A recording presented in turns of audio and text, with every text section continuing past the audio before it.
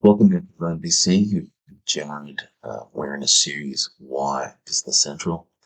And before we get started, please like, share, subscribe, share the love. And today we're going to talk about the capacity of Business Central.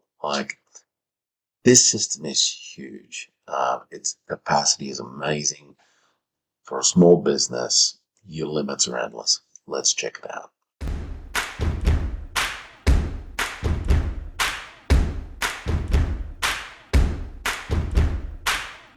First things first with Business Central that I get asked all the time is, well, what does it cost in storage and how does storage work?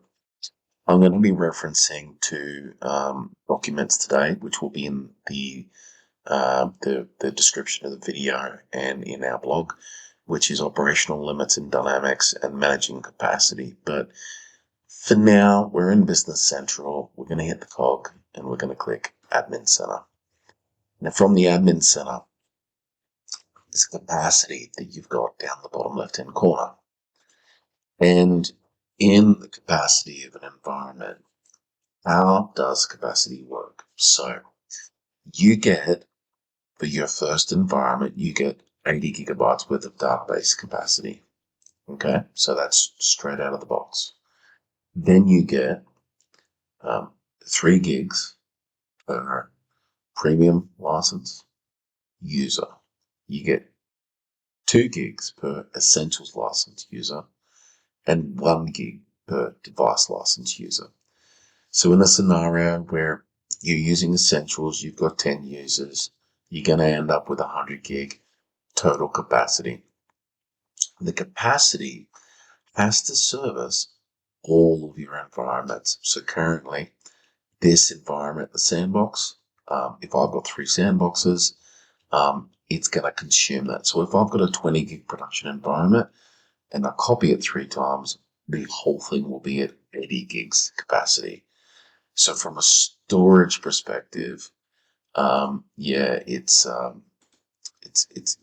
one of those things where you've got to be careful of what you're thinking about with storage and what you decide to put into Business Central. That being said, you can actually grow this. I've got clients that have this on 500 gigs, 1,000 gigs, and they just pay per gig for storage, and that becomes a model of operation for a customer.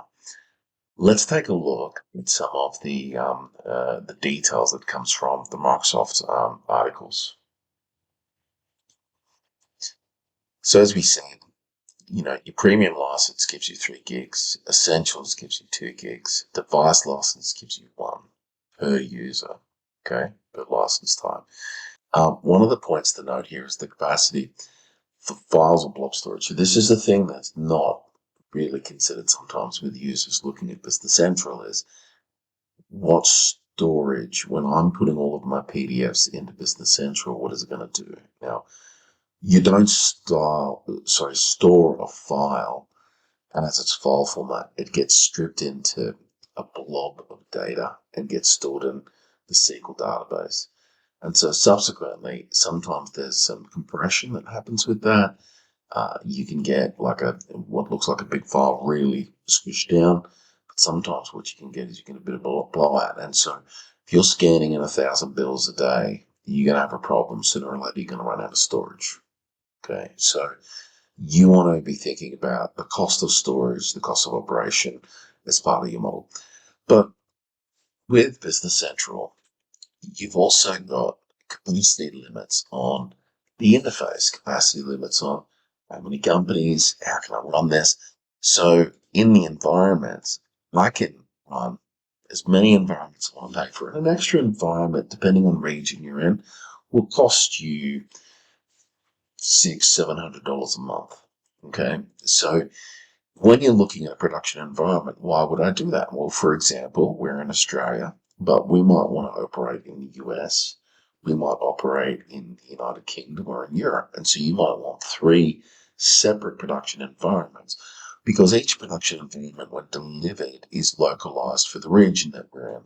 So in our demo, when we go into the general ledger setup, you will see right at the bottom of the general ledger setup, localization for Australia. So this supports Australasia, but as soon as you get into the US, it's a different accounting standard. The UK has different tax system. And so although everything generally runs on the same architecture of that for the rest of the world, which is United Kingdom, Australia, New Zealand, we call it GST here. It's the same system. There are local functionalities which are designed to simplify the user experience for each region. So for that reason, you can have multiple. So when you're a global group, your capacity is you can have as many of these companies as you want. It's phenomenal. And then in the production environment, how many companies can you operate within the production environment? You can run 300 of these per production environment, which is just staggering. Like it's huge. So the capacity for you to expand what you want to use Business Central for is actually quite phenomenal. So could you have multiple Australian production environments because you've got 1,000 companies? Absolutely. So when you talk about a global perspective, well, do they all still work together? And the principle comes down to what's called intercompany partnerships. And so intercompany partnerships, what Microsoft when it did, we haven't set it up here, is they allowed now for partnerships. It used to work that it would only work within the production environment between companies. Now it will connect between environments, even environments between two different tenants. So you can have a global structure that's connecting companies to each other that do not even sit in the same Microsoft environment. So from a global scale perspective, it's very, very cool. All right.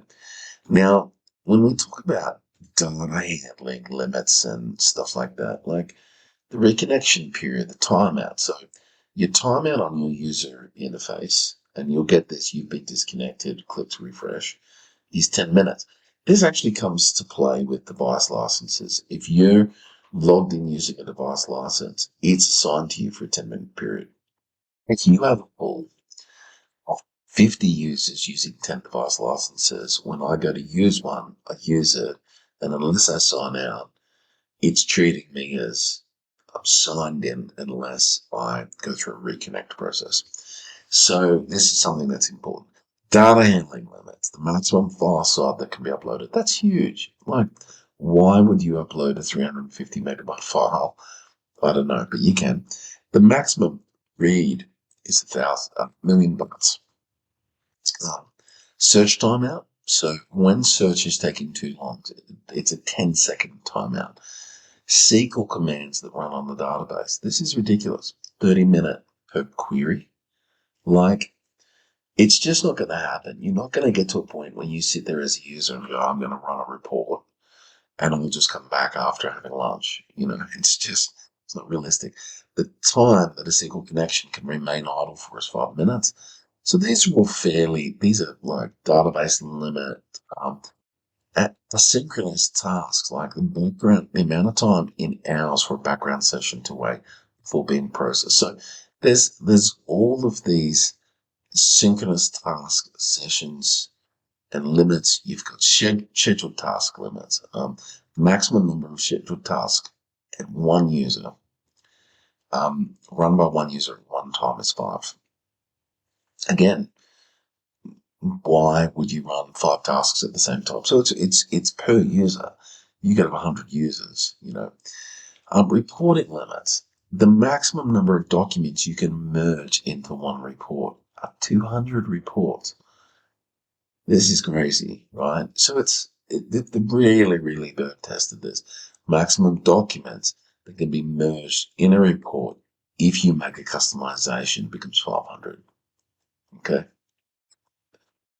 Default max execution timeouts. So all of these limits, they're available in the query that we talked about in that I'm putting in the article.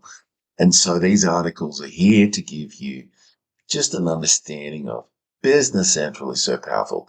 It is all cloud. It's all uptime. Like Microsoft, we recently had a global outage due to some security vendor. Microsoft Business Central didn't go offline at all. Like all of our clients maintain online. Look, every platform, you need to allow for a downtime window and you need to allow for a point of fault.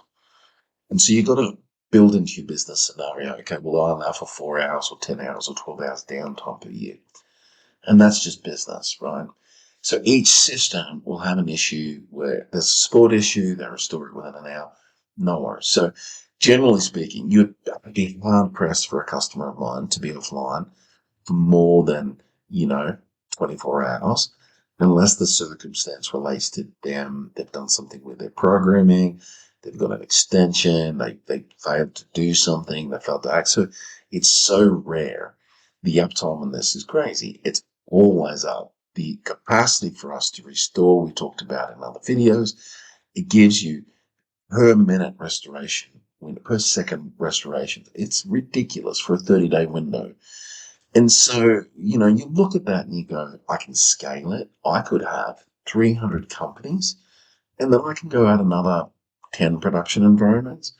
It's a great solution. Okay. This really is a scalable platform that allows you to turn around and really run in, um, your business for the future. Like you're not going to hit a limit. The amount of clients we have moving from zero and other solutions like Mob, where you hit a material shelf limit of the application. You're doing too many invoices, you've got too many staff, you've got too many receipts, you've got too many bank feeds. And I have had, in the last 12 months, half a dozen customers come to us where Zero actually asked them, you've hit our limit now. You really outgrown us. And they know what their limit is, and that's okay.